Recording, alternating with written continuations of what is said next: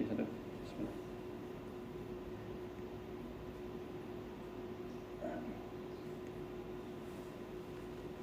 Di sini gitu ya.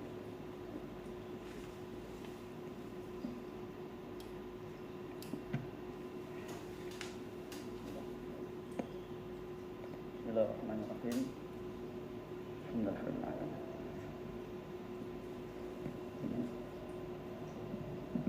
Oh juga. Oh dua-dua ini. Ini aja nggak saya. Oh ini tadi kiranya mau berdiri. Iya. Oke. Bismillahirrahmanirrahim. Alhamdulillahirrahmanirrahim. Assalamualaikum warahmatullahi wabarakatuh. Innal hamdalillah nahmaduhu wa nasta'inuhu wa nastaghfiruh wa na'udzu billahi min shururi anfusina wa min sayyiati a'malina may yahdihillahu fala mudilla lahu wa may yudlilhu fala hadiya lahu. Alhamdulillahilladzi anzala sakinata fi qulubina fa asbahna bi ni'mati ikhwana. Asyhadu an la ilaha illallah wa asyhadu anna Muhammadan abduhu wa rasuluh.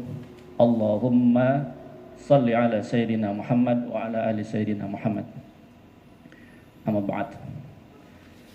Jamaah sidang salat zuhur yang dirahmati Allah Subhanahu wa taala, mari sama-sama kita bersyukur pada Allah Subhanahu wa taala yang sampai hari ini Allah Subhanahu wa taala masih memberikan kepada kita nikmat iman Islam, nikmat sehat wal afiat, nikmat waktu luang, dan yang paling luar biasa adalah nikmat sakinah di dalam hati kita. Kita sakinah di ruangan ini, mudah-mudahan sakinahnya seperti juga orang-orang kalau lagi umroh atau lagi haji di Madinah atau di Masjidil Haram. Sakinah itu apa? Sakinah itu adalah rasa tenang, rasa nyaman, tidak ada kegalauan, tidak ada kekhawatiran. Kenapa? Karena merasanya sudah cukup semuanya dan sudah pas semuanya. Itu sakinah.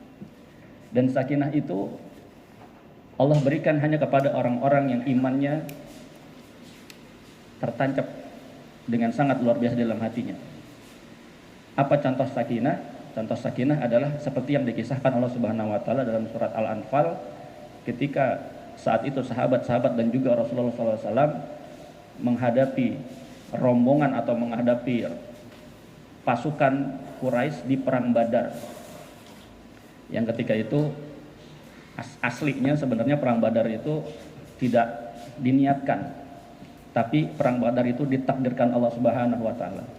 Karena niatnya seperti sama-sama kita tahu para jamaah yang dirahmati Allah Subhanahu wa taala, nikmat itu perang Badar itu awalnya kan hanya penyergapan kafilah dagangnya Abu Sufyan. Tapi takdir Allah mengatakan disuruh berperang. Bahkan kondisi itu sangat mengagetkan sampai-sampai di dalam surat Al-Anfal itu digambarkan, wah kacau ini, habislah kita di sini gitu kan. Tapi kemudian kata Allah apa?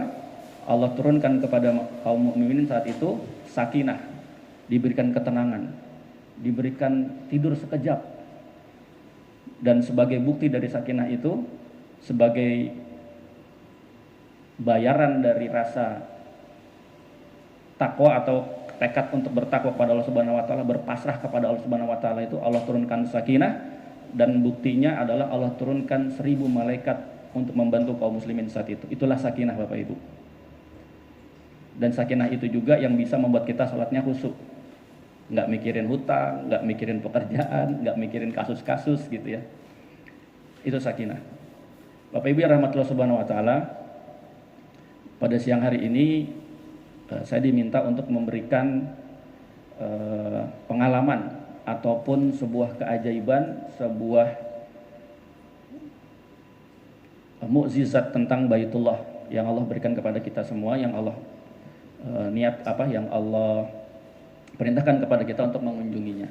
Bapak Ibu yang dirahmati Allah Subhanahu wa taala, untuk lebih interaktifnya saya ingin bertanya dulu. Mudah-mudahan di sini sudah ada gitu ya. Di sini kalau kita ditanya gitu ya, siapa yang pengen ke Baitullah untuk haji atau umrah? Boleh angkat tangan Pak, Bu?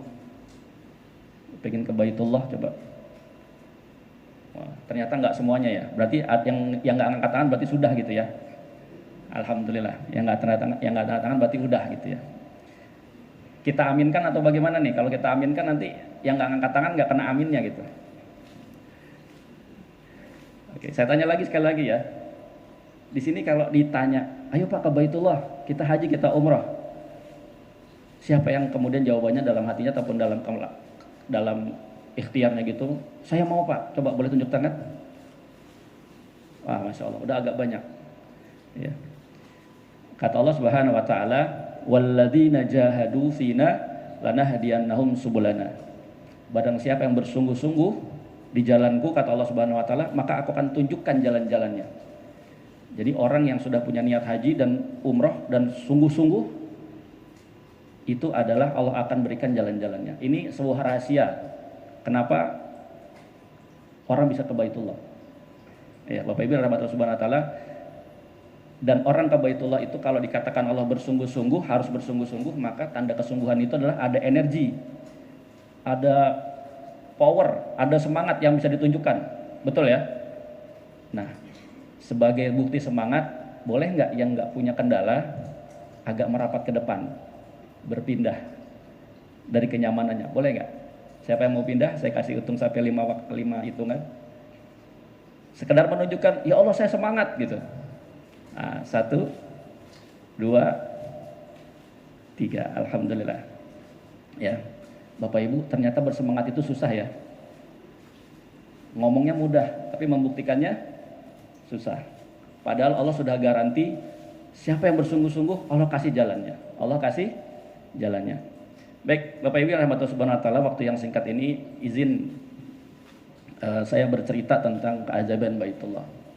Seperti yang kita ketahui, Bapak Ibu yang dirahmati Allah Subhanahu wa taala, kalau ditanya dalam Al-Qur'an perintah ke Baitullah, haji dan umrah itu ada di mana sih? Gitu ya. Nah, yang dekat dengan Al-Qur'an, yang ada terjemahannya atau yang di handphonenya ada aplikasi Al-Qur'an, boleh dibuka. Bapak Ibu izin kita mau belajar dari Al-Qur'an. Surat Ali Imran, surat ketiga, ayat 97.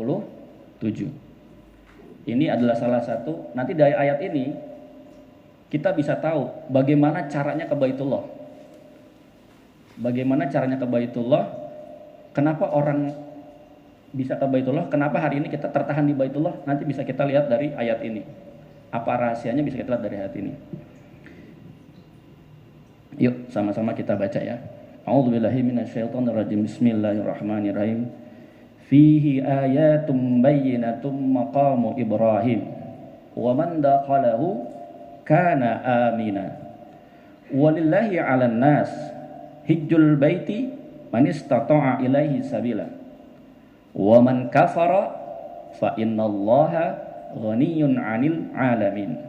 Kata Allah Subhanahu wa taala, di dalam ayat-ayat Allah, tanda-tandanya, yaitu salah satunya adalah Baitullah dan Maqam Ibrahim. Ya. Maqam Ibrahim itu bukan makam Nabi Ibrahim ya, bukan. Tapi kita semua tahu maqam yang dimaksud adalah tempat berdirinya Nabi Ibrahim AS ketika membangun Ka'bah Baitullah. Wa man dakhalahu kana amina. Maka barang siapa yang memasuki wilayah tersebut, Ka'bah itu, maka akan tenanglah dia karena dia mendapatkan rasa aman dari Allah Subhanahu wa taala. Rasa aman dari mana? Kalau kita tanya orang yang pulang haji, pulang umroh, gimana Pak di sana? Wah, tenang, saya nggak mikirin dunia, katanya begitu. Kerjanya apa? Makan, tidur, sholat. Makan, tidur, sholat. Makan, tidur, sholat. Kayaknya kegiatan kita tuh nungguin sholat aja. Aman kita, nggak mikirin macam-macam. Aman dari tagihan, aman dari segala macam gitu. Bahkan di akhir zaman nanti, Mekah dan Madinah adalah satu tempat yang paling aman. Kenapa? Dia adalah tempat yang terhindar dari fitnahnya Dajjal. Dan Rasulullah SAW berwanti-wanti sekali. Bahkan diajarkan kepada kita, disunahkan kepada kita untuk ketika selesai sholat, di penghujung sholat membaca doa untuk bisa terhindar dari fitnahnya Dajjal. Kapan dibacanya? Ketika selesai tahiyatul akhir. Walillahi 'alan nas, kata Allah, dan ada hak Allah atas manusia. Ada kewajiban manusia atas Allah. Hijjul baiti, berkunjung, berkumpul bersama-sama, berkumpul di rumahku, kata Allah. Maka yang dimaksud bait yang dimaksud adalah Ka'bah al-Munawwarah. Ka'bah, Baitullah, Baitul Ka'bah. Ya, Baitullah. Man istata'a ilaihi sabila. Bagi siapa yang diberikan kemampuan. Siapa-siapa saja yang diberikan kemampuan. Nah, dalam terjemahan yang umum kita ketahui, maka yang dimaksud dengan kesanggupan adalah orang yang mampu mendapatkan perbekalan alat-alat, biaya, fisik, kesehatan, kemantapan kesadaran ilmu, itu yang bisa berangkat. Yang terakhir yang surat yang sering dilewatkan. Waman kafara fa innallaha ghaniyun 'anil 'alamin. Barang siapa yang kafir itu menutupi, tidak sepakat dengan ini, tidak mau mengikuti perintah ini, tidak mau melaksanakan haknya Allah, fa innallaha ghaniyun 'anil 'alamin. Kata Allah, ketahuilah. Ini saya buat penekanan, kenapa? Karena memang ketika mendengarkan kajian ini, saya disampaikan oleh guru saya, ini kata-kata ini hati-hati loh. Ketika Allah menggunakan kata-kata ini hati-hati. Allah menunjukkan kekuasaannya dengan kalimatnya sendiri, dengan lafaznya sendiri. Fa innallaha ghaniyun 'anil 'alamin. Artinya apa? Barang siapa yang ingkar. Orang ingkar tuh biasanya gimana sih? Banyak alasan lah gitu ya. Banyak alasan, nyari-nyari celah segala macam gitu ya. Tidak mau melaksanakan kewajiban ini, kata Allah, aku adalah yang paling kaya dan tidak membutuhkan apapun di muka bumi ini. Dari sini artinya apa? Saya mau menekankan di bagian terakhir ini. Kadang-kadang kita suka berlindung ya. Ketika diajakin umrah segala macam, diajakinnya mau, begitu suruh daftarnya bingung, ragu-ragu. Kenapa?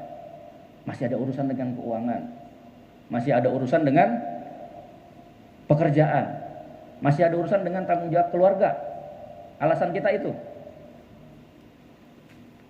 Tapi kita harus tanya dulu, itu alasan kita buat karena ingin menunda, atau kita memang terhalang oleh itu, atau bahkan sekedar alasan saja. Inilah yang Allah bilang hati-hati. Kenapa? Ketika itu merupakan alasan penundaan saja, kelalaian saja. Pak, kenapa terlambat, macet? Jakarta macet mulu tiap hari gitu kan. Kata Allah, hati-hati, fa innallaha ghaniyun 'anil 'alamin. Aku nggak butuh harta kalian. Kalau kalian beralasan dengan harta, nggak punya harta, aku nggak butuh harta kalian. Kalau kalian beralasan dengan banyaknya urusan kalian, aku nggak butuh. Bahkan kalau kalian perlu, aku selesaikan urusan kalian. Kira-kira begitu kata Allah. Bapak Ibu yang dirahmati Allah Subhanahu Wa Taala, Allah ingin mengatakan di ayat ini secara langsung bahwa kalau kalian beralasan banyak macam, ingat, aku tuh nggak butuh apa-apa. Aku hanya menginginkan kalian bertakwa, taat kepadaku saja. Titik, itu aja, nggak ada yang lain. Itu yang pertama. Nanti ini kita akan rangkaikan dengan perintah Allah yang lain, yaitu surat Al-Hajj ayat 27. Surat ke-22 ayat 27. A'udzubillahi minasyaitonir rajim. Bismillahirrahmanirrahim. Wa adzin finnasi bil hajj. Wahai Ibrahim, wahai Nabi, serulah manusia, panggil, azankan, syiarkan, umumkan, ajak, undang semua manusia. Hijjul baiti, untuk berhaji. Wa adzin finnasi bil hajj ya'tuka rijalan. Ya'tuka, nanti mereka akan datang. Ini menarik bahasanya begitu. Nanti mereka akan datang. Ya'tuka rijalan wa ala kulli dhamir ya'tina min kulli fajin amik. Mereka akan datang mengusahakan segala sesuatunya sampai mereka, untanya yang mereka bawa dari rumah itu, begitu sampai di kota Mekah dalam kondisi kurus, saking jauhnya perjalanan. Artinya apa? Yang jauh pun akan datang. Dari mana? Dari seluruh penjuru dunia. Ya'tina min kulli fajjin amik. Nanti akan datang mereka. Pak Bu, kira-kira orang datang itu atas kemauan sendiri atau atas takdir atau atas ilham yang dikasihkan Allah Subhanahu wa taala? Atau pertanyaannya begini, ada nggak sesuatu di muka bumi ini yang berlaku kecuali tanpa izinnya Allah? Ada nggak? Jawabannya nggak ada. Artinya ketika Allah bilang dalam ayat itu, ya tuka rijalan, akan datang mereka memenuhi panggilan wahai Ibrahim. Bapak ingat ya, kondisi saat itu nggak ada WhatsApp, nggak ada pengumuman, nggak ada halo-halo apa tawaf begini. Di Mekah saat itu pun juga nggak ada manusia yang banyak gitu, nggak ada. Nabi Ibrahim sampai bertanya, ya Allah, kalau aku disuruh manggil mereka berazan, gimana cara manggilnya? Orangnya nggak ada di sini. Suaraku terbatas. Kalaupun mereka datang mendengar suaraku, mereka mau datang apa enggak? Pertanyaan itu yang ada di dalam benak Nabi Ibrahim alaihissalam. Tapi kata Allah memastikan, nanti mereka akan datang kok. Bahasa mudahnya Bapak Ibu, kalau kita perhatikan ayat ini, di satu sisi Allah bilang, saya nggak butuh harta kalian segala macam yang menjadikan kalian alasan. Aku ini udah tidak membutuhkan apapun. Aku ini zat, aku ini Allah, aku ini pencipta, aku ini Rabb yang mengatur semuanya. Tabarakalladzi biyadihil mulku wa huwa ala kulli syai'in qadir. Semua aturan, semua takaran yang kalian butuhkan dalam muka bumi ini, keinginan yang kalian mintakan ada di tanganku, kata Allah Subhanahu wa taala. Di ayat yang kedua, nanti mereka akan datang. Jadi kira-kira bahasanya begini Pak. Rahasianya adalah ke Baitullah itu Allah fasilitasi. Allah fasilitasi. Jadi kalau ada orang diundang sama seorang terkenal, mungkin Bapak Presiden, mungkin Bapak Menteri gitu ya, atau mungkin Ketua MA mengundang gitu ya. Karena mereka punya kemampuan, punya kapasitas, punya kewenangan. Ketika mengundang orang, mungkin mereka akan memberikan fasilitasi. Dikirimkan mobilnya, dikirimkan pelayanannya. Kira-kira begitu Pak ya. Allah itu lebih hebat dari semuanya. Jadi ketika Allah mengatakan ya tuka rijalan, itu kira-kira Allah mau bilang gini. Kalau kalian mau berangkat, ini ada undangan datang. Kalau mau berangkat kata Allah, aku fasilitasi.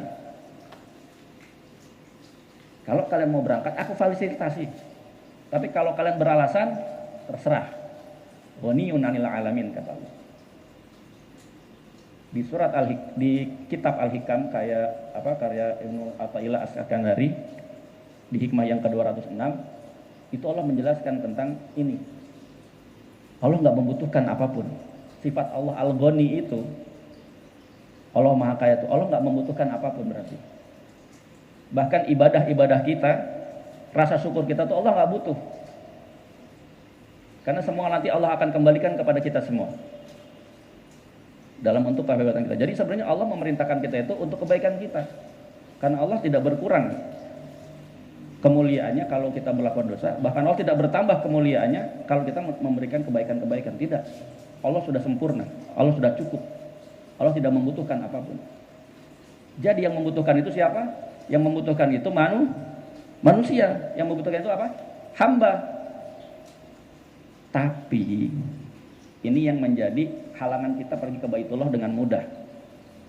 Kita itu suka mengambil haknya Allah. Kita suka mengambil haknya Allah.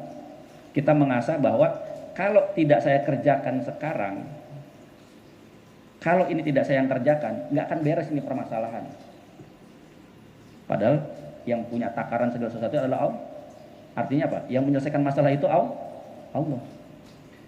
Hari ini saya nggak mau mendaftar umroh. Kenapa? Uangnya masih butuh buat ini, buat itu, buat segala macam. Kita lupa yang memberikan dan menakar rezeki kita itu siapa?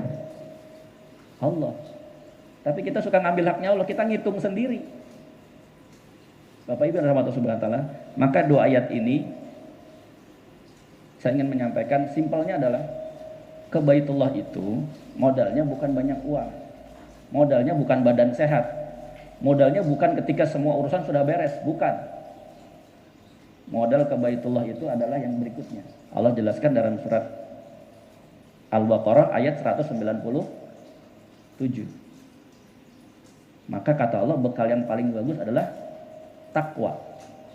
Bekal yang paling bagus adalah takwa. Apa itu takwa? Takwa itu simpelnya nurut, taat sama Allah, apapun yang Allah minta, kerjain. Ketika Allah meminta kita menjauhi sesuatu, jauhi. Kenapa? Karena dengan suatu kesadaran yang ngatur semuanya itu Allah, kita itu fakir. Allah itu ghani. Allah itu punya segala sesuatu, kita nggak punya apa-apa. Itulah yang paling penting. Jadi Bapak Ibu sekali lagi, ke Baitullah itu rahasianya itu adalah kalau kita menyerahkan segala sesuatu kepada Allah dan kita mau menunjukkan kesungguhan kita, maka Allah akan biayai. Allah akan biayai. Pasti Bapak Ibu yang sudah bolak-balik umroh atau sudah pernah haji atau bolak-balik haji pasti lihat. Kalau kita ke Mekah ke Madinah yang berkumpul di sana, itu kita nggak bisa bedain mana yang kaya mana yang, artinya orangnya sama aja. Orang kaya ada di situ, orang miskin ada di situ. Orang kaya pakai ihram, orang miskin juga pakai ihram, semua sama. Kenapa? Allah yang menggerakkan. Di sisi lain kita juga banyak lihat, kalaulah umrah itu atau haji itu karena harta, karena sehat, karena waktu luang, berapa banyak orang di Indonesia ini atau di tempat lain yang sehat dia, masih muda dia, uangnya pun banyak, sudah jadi pejabat, artinya waktunya dia ngatur sendiri, tapi belum berangkat umroh, tapi belum mau pergi haji. Jadi masalahnya di mana? Karena dia, mohon maaf, mengambil sedikit dari haknya Allah. Dia berlaku sebagai Tuhan, dan itu yang tidak Allah inginkan dalam diri kita, dalam keimanan kita. Kita merasa menjadi Allah, kita yang ngatur. Kalau enggak ini saya ini. Dan ini nanti akan diajarkan Bapak Ibu, ya. Biasanya materi ini saya rangkum dalam hikmah-hikmah rukun-rukun haji dan umrah. Ini nanti yang akan diajarkan dalam peristiwa sa'i kita nanti. Jadi Bapak Ibu rahmatullah subhanahu wa ta'ala, kalau kita mau pergi haji, pergi umrah dengan mudah, maka bangun kepantasan diri kita, ukur keimanan kita, ukur keyakinan kita, yakin gak sama Allah subhanahu wa ta'ala. Izin Bapak Ibu saya bercerita, mungkin dengan cerita ini lebih mantap gitu ya. Ketika saya usianya 20-an, 20 lewat ya, sekitar 27 tahun, tiba-tiba saja ibu saya yang sudah menunggu haji selama 4 tahun, 2007, tiba-tiba beliau dipanggil untuk biasa berangkat tahun 2007. Itu kira-kira bulan Februari atau bulan Maret. Dan tiba-tiba saja ibu saya manggil saya sebagai anak pertamanya. Karena bapak saya waktu itu sudah pergi haji dan gak bisa berangkat. Memang keluangan biayanya hanya untuk 1 orang. Tiba-tiba ibu panggil saya, "Mas, ayo berangkat temenin ibu." "Kemana, Bu?"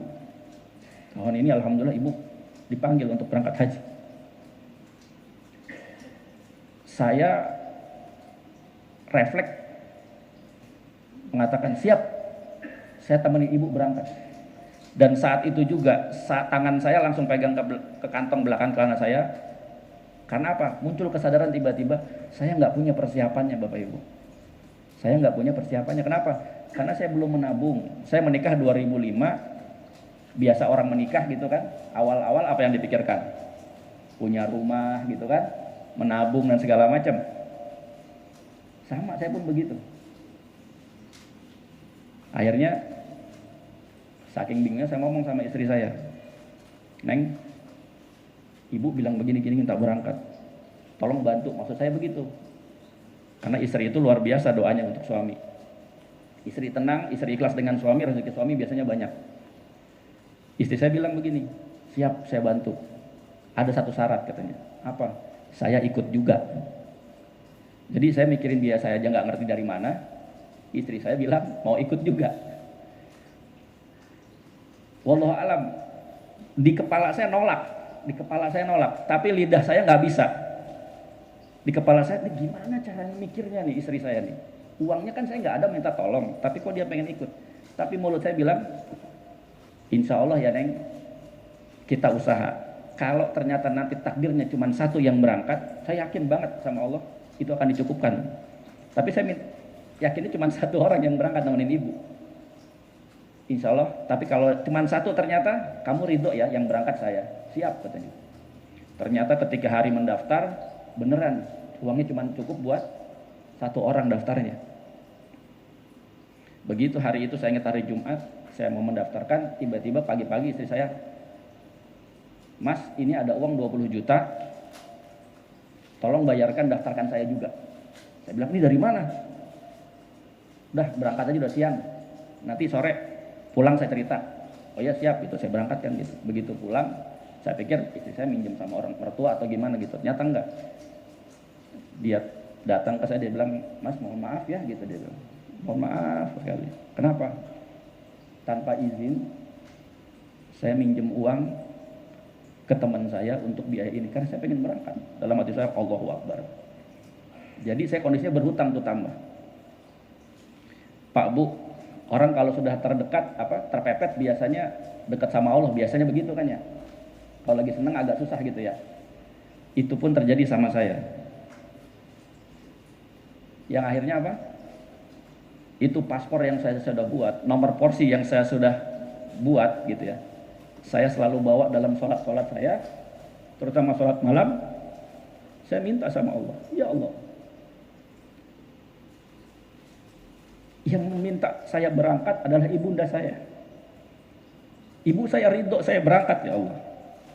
Ya Allah,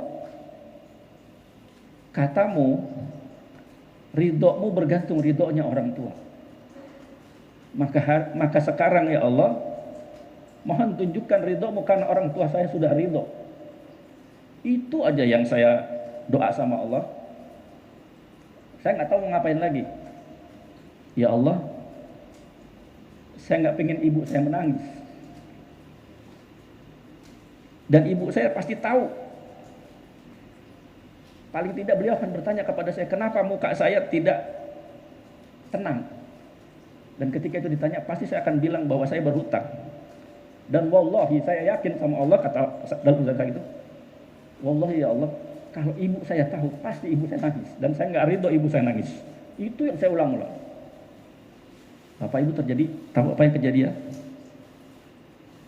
3 bulan setelah itu, entah dari mana rezekinya, uang untuk 2 orang saya dan istri saya itu tiba-tiba Allah cukupi.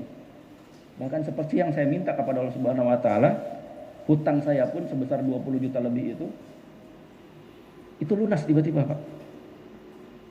Saya masih ingat uang saya saat itu tinggal 2 juta, di tabungan saya itu tinggal 2 juta, semua sudah saya berikan. 2 juta itu saya titipkan ke orang rumah, ke ibu mertua saya karena saya meninggal anak saya yang pertama itu baru 1 tahun saat itu. Saya titipkan kepada beliau. Yang 1 juta lagi saya bawa. Pak Bu, dan yang luar biasa sesuai janji Allah, yang tadinya saya tunda keinginan saya buat menabung beli rumah dan segala macam mobilnya, 3 tahun setelah saya pulang, jadi kira-kira tahun 2010, saya dapat rezeki itu cukup untuk membeli rumah dan mobil secara cash di tahun yang sama gitu. Allah mudahkan sesuai janjinya Allah. Kenapa? Karena tabi'u bainal haji wal umrah fa innahuma yanfiyanil faqr waz zunub. Kata Nabi, ya. Ikutilah hajimu, sempurnakanlah hajimu dengan umrah, ya. Artinya haji ke haji, umrah ke umrah, haji ke umrah gitu. Kalau kita lakukan itu, maka di antara keduanya itu bisa membuat kita hapus dosa-dosanya selama masa tenggang itu. Antara umrah ke haji akan hapus. Tapi kata Allah sebelum dihapus yang dilakukan apa? Yanfiyanil faqr wa zunub, maka Allah akan kikis kefakiranmu, baru Allah akan kikis dosa-dosamu. Jadi yang dijanjikan Allah pertama kali sama kita itu bukan dihapuskan dosa menurut hadis ini, tapi apa? Dihapuskan kefakiran, dibuat kita merasa cukup dengan Allah Subhanahu wa taala. Jadi Bapak Ibu yang rahmat Allah Subhanahu wa taala, Kalau ingin tahu rahasia bisa berangkat umroh dan haji dengan cepat, itu simple, seperti yang tadi sama-sama kita bahas. Yakin nggak kita sama Allah? Bukti keyakinan apa? Bukti keyakinan itu kalau yakin luar biasa, imannya tinggi luar biasa, maka iman itu akan menghasilkan energi yang luar biasa juga. Akan menghasilkan keberanian yang luar biasa. Akan menghasilkan optimisme yang hebat. Itulah makanya kalau kita lihat zaman-zaman dulu, orang kalau sudah beriman, mananya cuma satu. Ya Rasulullah, kalau saya sudah Islam, saya baru saja Islam, saya belum sholat, saya belum macam-macam.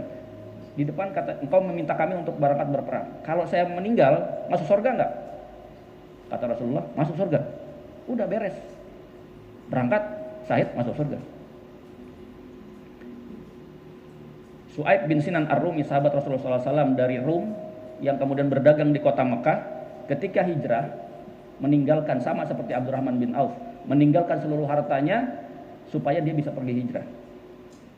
Apa yang membuat orang itu sakinah, tenang, meninggalkan seluruh hartanya, berjihad di jalan Allah, pergi ke tempat yang nggak tahu gimana ceritanya, di sana mau tinggal di mana nggak tahu, pokoknya diperintah pergi, diperintah hijrah. Apa? Karena dia yakin Allah yang nanggung semuanya nanti. Nggak mungkin Allah menyia-nyiakan saya. Kalaupun saya belum sampai ke sana atau saya meninggal dalam perjalanan ini atau meninggal di kota Madinah, saya yakin Allah sediakan saya tempat yang luar biasa di surganya Allah Subhanahu wa taala. Yakin itu aja, Pak. Jadi kalau dalam hari ini kita mengimplementasikannya gimana? Enggak disuruh perang kita, Pak. Kalau Bapak Ibu mau haji mau umroh, ayo. Yang paling simpel, berani nggak ngelingkerin tanggal? Di sini ada yang sudah melingkarkan tanggal, kapan pergi haji, kapan pergi umrohnya? Ada? Yang belum daftar nggak apa-apa sih. Saya sih pinginnya tahun 2030. Udah daftar belum? Emang bisa gimana? Saya yakin, saya coba aja dulu.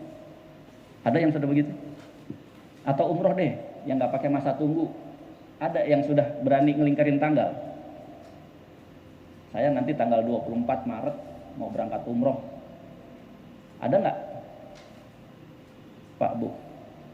Orang yang yakin dirinya itu adalah seorang hamba dan yakin Tuhannya itu memelihara dia dengan seluruh kebutuhannya dia. Dia akan berdoa kepada Tuhannya, dia akan bermohon kepada Tuhannya. Jadi Bapak Ibu, esensi doa itu sebenarnya bukan hanya pada bagaimana kita meminta kepada Allah, tapi esensi hakikat doa itu adalah kita itu merasa nggak punya apa-apa dan kita meminta kepada yang paling punya dan yang paling bersedia memberi kepada kita.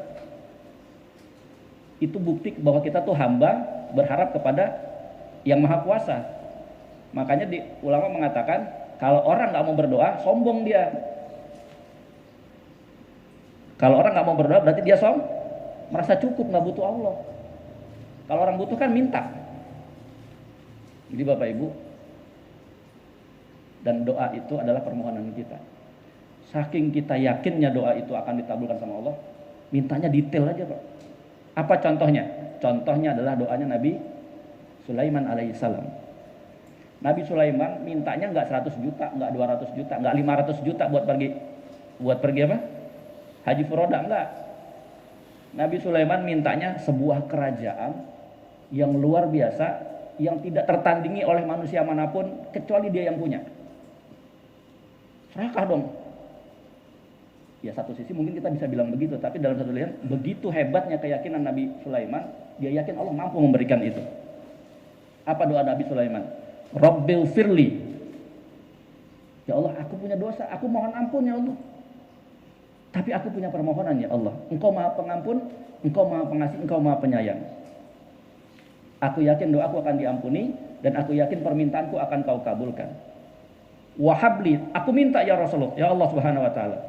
Mulkan sebuah kerajaan la yambaghi li ahadi min ba'di. Innaka antal wahhab. Aku tahu ya Allah, yang aku minta ini luar biasa, tapi aku yakin ya Allah. Kenapa? Disebut namanya Allah secara langsung, disebut sifatnya secara langsung. Innaka antal, Engkau ya Allah Maha Pengabul doa, dan kalau ada orang berdoa karena Engkau memiliki sifat Wahhab, karena namamu adalah Al-Wahhab, Engkau pasti berikan doa. Jadi Pak, Kalau kita punya keinginan, kalau kita berdoa Allah, yang paling bagus adalah kita tahu sifatnya Allah tuh gimana. Makanya kalau kita minta rezeki, jangan sebut sekadar ya Rabbal Alamin, jangan. Ya Rabbal Alamin, ya Razak, urzukni. Ya Allah yang maha memberikan rezeki, berikan kepadaku. Jadi Bapak Ibu yang Allah Subhanahu wa taala, ayo sama-sama. Sampai jam berapa, Pak? Jam 1 ya? Oke, sudah. Saya tutupkan saja. Jadi Bapak Ibu yang Allah Subhanahu wa taala, saya belum sempat ke yang lain ya. Tapi ayo sama-sama rahasia sukses ke Baitullah. Kita akan lihat sinetron. Sebenarnya itu bukan sinetron, Pak. Tukang bubur naik haji. Saya pernah punya jamaah pemulung. Ketika pandemi saya tawarkan umroh, dia berangkat, Pak. Uangnya di mana, Pak? Ayo ikut ngitung. Uangnya disimpan di bawah kasur. Begitu disimpan, begitu dihitung ada 40 juta lebih. Bapak mau berangkat pakai yang mana? Kira-kira uang saya paket yang mana ya? Saya bilang ini paket yang paling bagus, Pak. Bapak bisa tidurnya nanti di hotel Zamzam, di tower Zamzam. Ya udah nggak apa-apa. Bapak ngumpulin ini berapa? Ya mungkin udah 6 tahun, 10 tahun, udah 6 tahun, 7 tahun lah dia bilang begitu. Kesungguhan, Pak. Kalau kita nggak tahu, kita tuh nggak tahu urusan kita tuh siapa. Tapi yang kita harus tahu adalah urusan kita itu nanti akan diselesaikan sama Allah. Kita cuma perlu apa? Berjalan dan menunjukkan kesungguhan. Kesungguhannya apa? Yakin. Itu yang paling pertama. Tanda keyakinan apa? Berani mengambil sikap. Apa? Ya Allah, saya pengen berangkat tanggal sekian. Ya Allah, saya punya uang tidak sampai 30 juta. Hari ini uang saya cuma 700 ribu. Ya Allah, saya mau bikin paspor. Bikin paspornya. Ya Allah, saya sudah punya paspor. Saya sudah menetapkan tanggal. Kata travel harus bayar 2 juta, harus bayar 1 juta, harus bayar 1.500.000 dulu. Buat apa? Buat beli koper. Alhamdulillah uangnya ada nih. Tapi 30 juta belum ada ya Allah. Bismillah, aku yakin engkau mencukupkan. Bayar dulu. Pak Bu, itulah yang terjadi dengan banyak orang. Ketika dia melangkah, walaupun dia nggak tahu kemampuannya seperti apa, itulah yang dibukakan sama Allah. Seperti kejadian Nabi Musa alaihissalam ketika dihadapkan dengan sebuah masalah. Bagaimana nih Allah? Aku membawa ribuan manusia ingin keluar dari kota Mesir, tapi di belakang kami ada Fir'aun yang siap membunuh kami. Di depan hadapan kami adalah lautan yang luar biasa. Kata Allah apa? Kamu punya tongkat? Ada ya Allah. Pukulkan tongkatnya. Kalau kita berpikir versi kita, serius loh, istilah gitu kan? Allah beneran nih? Masa cuma begitu doang? Terus gimana penjelasannya? Otak kita kan begitu. Tapi kata Allah, udah pukulkan saja. Inilah iman yang berbicara, inilah sakinah. Kata Nabi Musa AS, Allah tidak akan pernah mengabaikan dan tidak akan pernah meninggalkanku. Maka yang dilakukan apa? Pukulkan dan terbukalah. Apakah Nabi Musa tahu dijelasin sama Allah kalau udah dipukul akan terbuka? Enggak. Jadi Pak, pesannya, yuk yang punya niat luar biasa, yang punya kebaikan segera jalankan. Yakin sama Allah, Allah akan bukakan. Satu persatu akan dibukakan sama Allah. Asal kita pantas, asal kita menunjukkan bahwa kita pantas, ya Allah kita bermohon, aku pantaskan ya Allah, aku pantaskan. Billahi taufiq wal hidayah. Assalamualaikum warahmatullahi wabarakatuh.